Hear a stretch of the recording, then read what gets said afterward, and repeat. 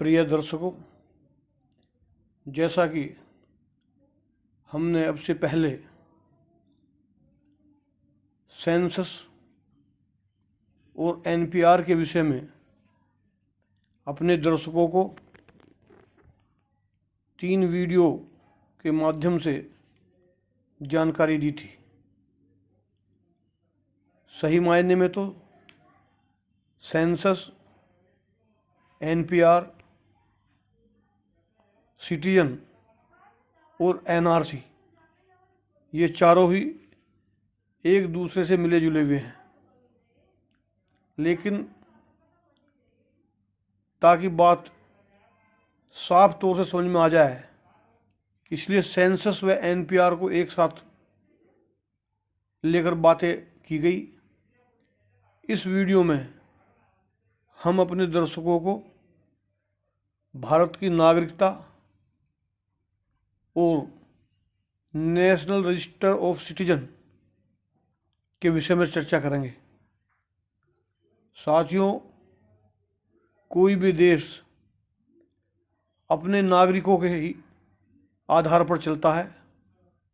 देश के प्रधानमंत्री, देश के राष्ट्रपति, देश के सांसद, विधायक और देश के ग्राम प्रधान से लेकर जो भी देश के चलाने वाले न्यायपालिका, विधायिका, कार्यपालिका में जो लोग हैं वो सब देश के नागरिक ही होते हैं। डेमोक्रेसी में अपने देश की सरकार को चुनने में भी जो मतों का प्रयोग होता है वो भी देश के नागरिकों का ही होता है। अतः हम भारत के नागरिकता के विषय में इस वीडियो में चर्चा करेंगे। जैसा कि हम सब लोग जानते हैं कि 15 अगस्त सन 1947 को हमारा देश आज़ाद हुआ।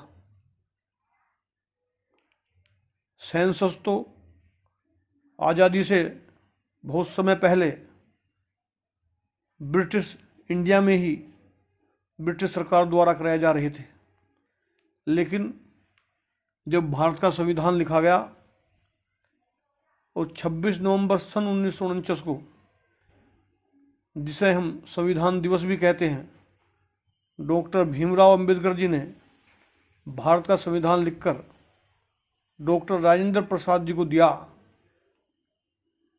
तो 26 जनवरी सन 1950 को यह संविधान लागू हो गया।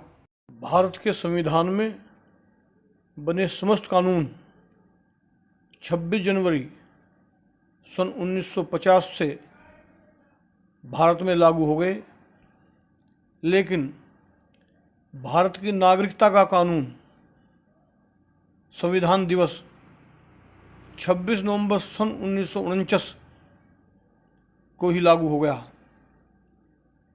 26 नवंबर सन 1949 से 5 वर्ष पूर्व 26 नवंबर सन 1944 से जो लोग भारत में रह रहे थे उनको भारत का नागरिक मान लिया गया। जैसा कि हम सब लोग जानते हैं कि पाकिस्तान का निर्माण हो गया था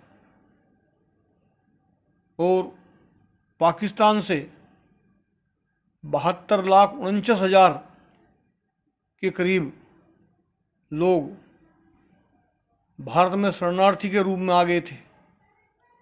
इसलिए पुनः सन 1955 में भारत का नागरिक अधिनियम बनाया गया, जिसमें यह तय किया गया कि 26 जनवरी सन 1950 तक जो लोग पाकिस्तान से भारत आ गए हैं वे सभी लोग भी भारत के नागरिक होंगे। इसके उपरांत समय समय पर भारत की नागरिकता के कानून में भारत सरकार द्वारा संशोधन किए जाते रहे हैं, जिसमें भारत नागरिक संशोधन सन 1986 में किया गया। यह कानून संपूर्ण देश में तो सन 1986 तक ही लागू किया गया,